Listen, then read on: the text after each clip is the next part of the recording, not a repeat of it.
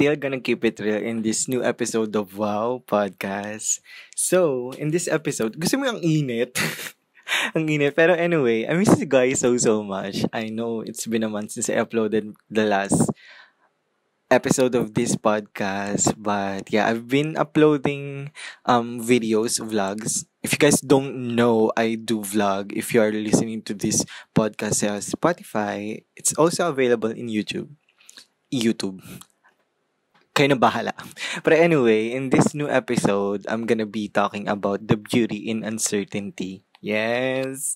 It's not a Wilson J. Craft if walang word play dyan. But anyway, ayun ko, lagi lang ako talaga nag-word play eh.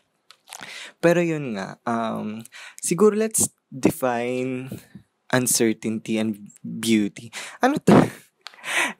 Definition of terms. Pero yun nga, I guess best way to discuss this is by defining uncertainty. Alam ko naman na alam niyo na may meaning na uncertainty, but I want to expound the meaning of uncertainty in a way that it's based on my experience, kanon. During uncertainty, alam niyo na yung meaning niya. Hindi tayo mag-definition of terms. Hindi Webster ang pangalan ko, no? Hindi rin Marayam ang pangalan ko. Pero, yeah, pag nasa phase tayo ng uncertain tayo, it's okay to feel lost. It's okay if you are not certain of what's gonna happen next, sa outcome, ganyan, sa result, whatever it is that you may think of. It's okay to feel lost kasi it's really hard to navigate life when you are going through uncertainty. And talking about this, I've been, been through certain uncertain phases, parang uncertain phases of my life. And I can say that during being uncertain, kapag uncertain ka sa mga bagay-bagay, it's okay to feel lost kasi nga, hindi mo alam kung anong mangyayari. And you may or may not lack of knowledge, but you have to remind yourself na it's your first time being in that situation. If that's the case, it's your first time being in that situation. So it's okay if you feel like hindi mo alam kung anong gagawin, hindi mo alam kung paano mo siya ititreat yung situation na yon. And feeling ko kasi nakakalimutan natin i-appreciate yung in-betweens in life kasi most of the time it's either you're gonna focus on the present and the future. I know it's parang way important or like advisable for many to focus on the present, to focus on what you can do now, but you have to remind yourself that focusing on the present comes along with being uncertain of what's gonna happen. And yeah, doon napapasok yung beauty and uncertainty kasi if hindi mo ma-appreciate yung parang pagiging lost, yung pagiging na dumb mo or stupid mo sa transition mo in life, hindi mo makita or hindi mo lalo ma-appreciate kapag na-reach mo yung certainty, yung level of certainty sa mga bagay-bagay. And define natin yung beauty. For some, kasi most of us, or I can say na may ganito kong ugali before na kapag beauty, di ba, parang, it's all the good things, the rainbows in life, ganyan, the pleasurable things, ganyan, the things that, alam mo, acceptable sa'yo kasi nga, beauty siya, maganda siya, it's all about the positive vibes and all. But, in life, it's not always, being happy all the time, achieving all the time, gaining all the time, ganyan, performing all the time. It's not always like that. So you have to appreciate the in-betweens and even the gray areas of life na yung beauty, hindi lang siya na-define kung ano yung sa tingin nating nakaka-satisfy sa atin. But like, you have to remind yourself na everything, alam ko, I'm so tired of using this, but everything happens for a reason.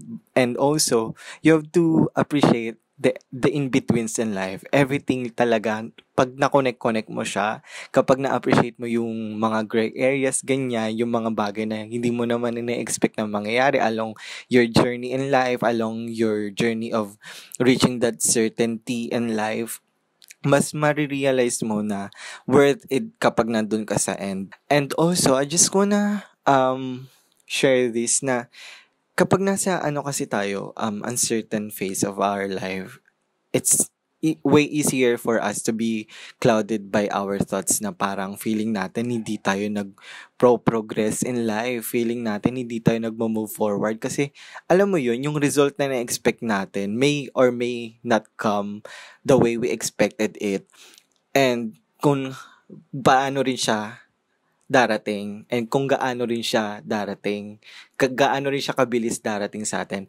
And it's way easier to be clouded with our negative thoughts kasi ewan ko may ugali din ako na parang sobrang impatient ko sa mga bagay-bagay na alam mo yung parang kapag nasa uncertain ka, though, nakafocus ka sa outcome, ganyan, kapag nandun ka sa point na yun, hindi mo alam yung gagawin na parang, i-questionin mo yung sarili mo na parang, am I making the right decision? Am I choosing the right path? Am I approaching, the right people? Ganyan, am I listening to good pieces of advice? Ganyan.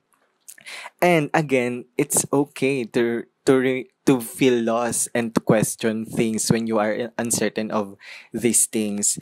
And the mere fact that you are questioning if tama ba yung ginagawa mo, it's a good sign na you are just cautious of your decisions in life. Kasi feeling ko kailangan din natin i-appreciate pa yung moment, yung beauty nga during uncertainty. Kasi minsan kasi parang mas na, alam mo yun, yung parang mas na-romanticize or parang like, mas acceptable lang or ka-accept kapag, alam mo yun, yung alam yung gagawin in life.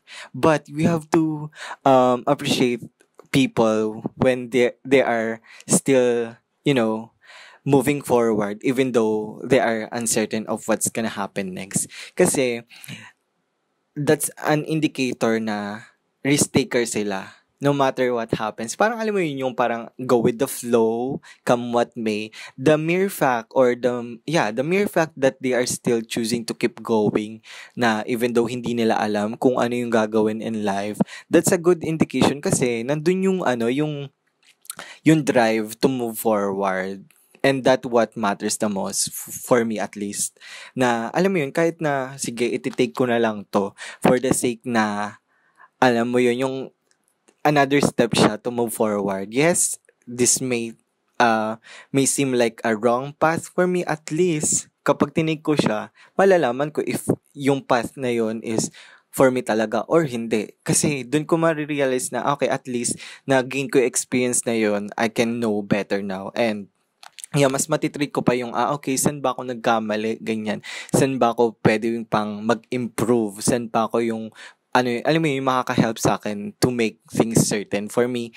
And I want to reiterate yung na-mention ko kanina na we have to be gentle talaga sa sarili natin when we are approaching a path na along our journey uncertain tayo kasi you are slowly becoming.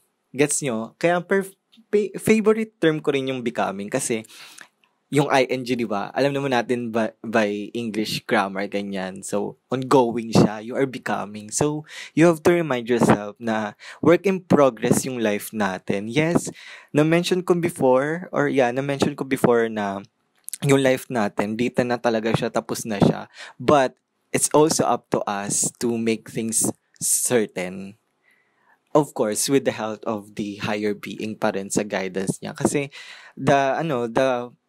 parang the future lays in our hands pa din. Kasi, if hindi mo siya, like, magde-decide ka na, okay, I'm gonna make it happen. I'm gonna make things happen for myself and for other people as well. Na, kung hindi ka kikilos din, kaya nga, you have to remind yourself na the mere fact that you are moving forward, kahit na feeling mo mali talaga yung decision na yan, but you have to be careful nga. Kahit feeling mo parang maliit lang yung chance na mag-push through or mag-succeed ka doon sa path na tinitake mo, as long as you have the heart to risk, and you have the audacity, the energy, the drive to experience things for you, to make things certain. panalo ka na dun. So yeah, and lastly, I just want to remind you guys, being uncertain in life, yun nga, yung beauty kasi doon is yung you get to learn the lessons, the in-betweens, you get to learn the things that hindi mo naman feeling mo hindi mo need, pero when you reach that level of certainty in life, marirealize mo na, okay, kaya pala siya nangyari. Kaya pala ganito, ganyan. Kaya pala ako nagkamali. And yun, we learn from our mistakes. That's what matters the most. And yun, I just wanna remind you guys that being uncertain is still temporary. You will get that certainty kung ano man yung tinitake nyo, ganyan. Kung ano man yung pwede nyo i-take. You will reach that level of certainty in life. Kasi feeling ko dun natin marirealize, believe me when I say na darating at darating ka sa point na, alam mo na yung mga bagay-bagay. So, yeah, enjoy the journey, enjoy the in-betweens, appreciate the beauty and uncertainty. So, yeah, I guess that's it for this episode. Feeling ko may mga nakalimutan pa akong points. If meron kayong gustong i-share, kung gusto nyo expound pa natin yung pag-uusap natin, we can, converse or mag-usap tayo sa comment section if you're watching from YouTube. And this podcast is also available in Spotify. I know mayroong Q&A doon sa Spotify. You can check it out if you want to, submit your opinions. You guys are more than welcome. So, yeah, I guess this is it for now. I hope you're still listening to me. If you have a podcast suggestion or a topic suggestion, you can DM me or you can just leave your comments kung sa YouTube man or Spotify. So, yeah, I'll see you guys on the next episode of my podcast or another vlog. Hindi ko rin alam, but if I am not here on my platforms, you can see me, guys, everywhere. Everything is at WSNJY. So yeah, I'll see you guys on my next one. Buyers, you will reach that level of certainty. Believe me, I'm with you on this journey. But